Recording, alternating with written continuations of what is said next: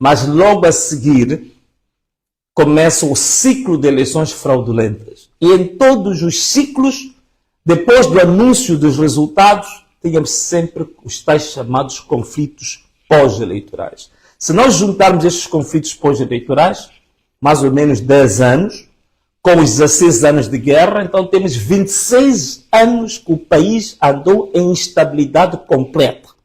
Em instabilidade até armada. Então significa que nós temos praticamente dos 50 anos, temos 26 anos efetivamente em conflito armado. Se nesses 26 anos a gente colocar os raptos, os sequestros, tráfico de drogas, assassinatos, esquadrões da morte, então dos 50 anos que nós tivemos da nossa independência, basicamente nós vivemos uma relativa paz, não mais, não menos do que 5 anos.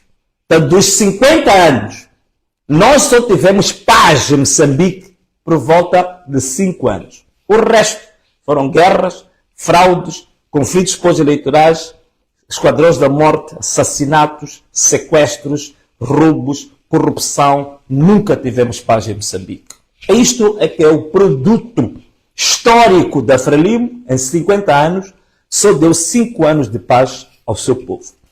Em algum momento, tínhamos que parar com este ciclo. É por isso que a gente sempre diz, acabou, anamalala. Porque são 50 anos de escravidão, 50 anos de violação de direitos humanos, 50 anos de fraude, de burla, de roubo. Então é isto que nos leva a nos manifestarmos. Corrigir aqui uma pequena coisa. Algumas televisões, sobretudo uma das televisões privadas, talvez uma das mais antigas, agora fez uma notícia que é uma vergonha completa, a dizer que o partido Podemos só apresentou editais de 7 províncias. Uma grande mentira. Eu espero que agora o nosso assessor de relações públicas e de imprensa já tenha publicado isso na sua página. Nós apresentamos editais e atas de 11 círculos eleitorais. Não tem que haver dúvidas quanto a isso. 11 círculos eleitorais. Também há uma ideia errada, dizem que nós fomos pedir editais aos órgãos eleitorais. Nós não fomos pedir editais aos órgãos eleitorais. A única coisa que nós usamos dos órgãos eleitorais são os dados estatísticos do recenseamento. Portanto, o nosso coordenador de relações públicas, quando falou de pedir informação ou usar informação dos órgãos eleitorais, está a falar de informação publicada, está a falar de informação consolidada, que é do recenseamento, que temos os recenseados por cada uma das províncias, para nós fazermos a comparação, para fazermos os confrontos que nós fizemos, para chegar à grande conclusão de que havia números contraditórios entre os votantes para a Assembleia da República, Assembleia Provincial e também para a Presidência da República em cada um dos círculos. Essa comparação, como é que nós fizemos? Fomos buscar dos órgãos eleitorais exatamente os dados do recenseamento. Que fique claro que não haja esse debate, digamos assim, que está a decorrer por aí, que o Podemos teve que depender da informação dos órgãos eleitorais ou de editais dos órgãos eleitorais.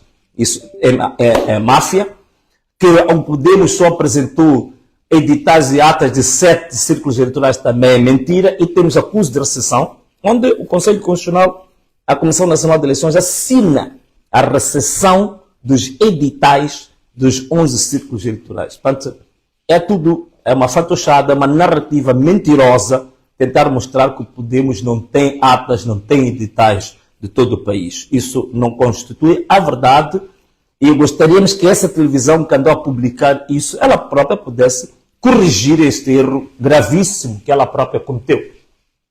Bom, meus amigos, outra questão que nós queríamos aqui falar, qual é que é? Nós amanhã, efetivamente, vamos iniciar as nossas manifestações, que chamamos do período de manifestações FUBAIFU. FUBAIFU por quê? Porque são 8 dias, como já tinha corrigido. 8 significa que é 4, mas 4 vão ser na quarta-feira, amanhã, que é dia aqui, 4, e vai até a quarta-feira da outra semana. de dezembro de 2024. Então, é por isso que estamos no período full by full. Estes 8 dias, meus amigos, já explicamos aqui com detalhes como é que será feito. Vimos agora o Ministério do Interior a falar sobre as manifestações, a dizer que as pessoas não têm que aderir, a tentar associar mais uma vez erradamente que são de manifestações violentas. Não é verdade. Os manifestantes, em vários momentos, temos vídeos que comprovam isso, que quando os infiltrados entravam para fazer distúrbios, os próprios manifestantes é que colocavam ordem, devolviam as coisas roubadas e apanhavam esses homens, que alguns deles até já confessaram em público que são elementos da Polícia da República de Moçambique, que foram mandatados de propósito para fazer distúrbios. Isso está claro. Portanto, essas portagens ilícitas não têm nada a ver com as nossas manifestações. Não é para nós a colocar barricadas, a cobrar dinheiro às pessoas. Por favor, aqueles que são verdadeiramente associados e identificados com esta luta que nós estamos a fazer agora, não se devem envolver nesse tipo de atos. E todos que forem notados nesse tipo de atos de cobrar dinheiro às pessoas devem ser denunciados e devem ser desencorajados pela própria população. A população deve desencorajar isso, deve denunciar isso. Não são nossas práticas, não é para isso que nós queremos fazer.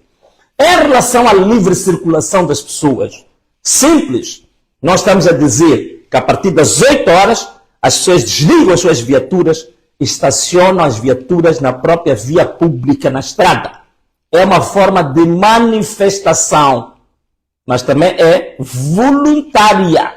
Cada automobilista voluntariamente vai desligar a sua viatura. Portanto, não há ninguém que tem que ser obrigado a desligar a sua viatura. Voluntariamente, cada motorista desliga a sua viatura. Voluntariamente. Quem não quiser, e as pessoas vão trabalhar à vontade, vão se deslocar à vontade, apenas dissemos que das 8 horas às 15h30, aqueles que se associam à nossa causa vão parar as suas viaturas, vão parar os seus carros, vão parar as suas máquinas, vão parar os seus autocarros, vão parar os seus manchimbombos, vão parar os seus guindastes, vão parar tudo durante esse período das 8 até as 15h30. Isso tem que ficar muito bem claro. Bom, também anda-se a dizer que nós estamos a ser financiados por alguns estrangeiros, interesses estrangeiros. É uma grande vergonha. Olha para o povo que está a manifestar-se. É o próprio povo que leva a sua mandioca, o próprio povo descalço, o próprio povo miserável. É esse povo que está sendo financiado por poderes estrangeiros. É esse povo que está sob interesses do exterior. Então sempre foi assim. Sempre foi assim. Quando a nossa população, o nosso povo, se manifesta e tenta dizer que isto não está certo, sempre se associa aos estrangeiros. Houve tempos aqui em Moçambique que até os moçambicanos foram divididos como moçambicanos de gema e moçambicanos de clara. Isto é, há moçambicanos de verdade e há moçambicanos que são falsos, ou foncons, ou adulterados, ou fakes. Porque alguns moçambicanos tentaram, pura e simplesmente, dizer que não concordavam com uma forma de gerir o país. Então disseram que esses moçambicanos eram falsos, não eram moçambicanos de gema. Está a ver? Sempre ouvi isto, sempre ouvi isto. Quem reclama é marginal. Quem reclama é vândalo. Quem reclama é desordeiro. Quem reclama é terrorista. Então o que querem de nós é humilhar-nos, roubar-nos, burlar-nos, defraudar-nos, pisar-nos, corromper, destruir o país, gerir mal, e nós temos que ficar de braços cruzados para que sejamos tratados como bons meninos, como bons cidadãos. Se abrimos a boca, se nos manifestamos, somos considerados como vândalos, somos considerados como terroristas, somos considerados como desordeiros. Então, é assim como sempre se tratam as coisas. Somos considerados como se estivéssemos a responder ou a traduzir interesses dos estrangeiros. Quando nós sabemos que neste momento a Frelimo é o partido que mais serviu ao estrangeiro. A própria luta de libertação nacional, quando começou, não começou dentro do território moçambicano, começou no estrangeiro.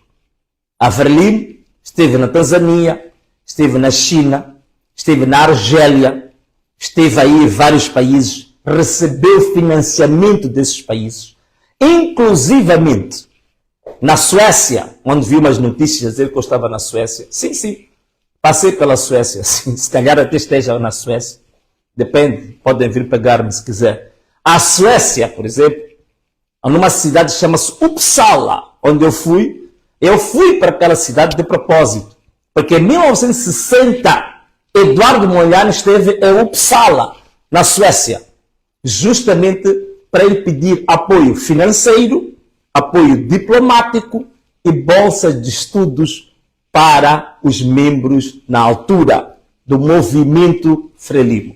E foi tudo pedido onde? Na Suécia. A Suécia foi o primeiro país europeu que apoiou a luta de libertação nacional, já em 1960. Diplomacia, finanças, bolsas de estudo.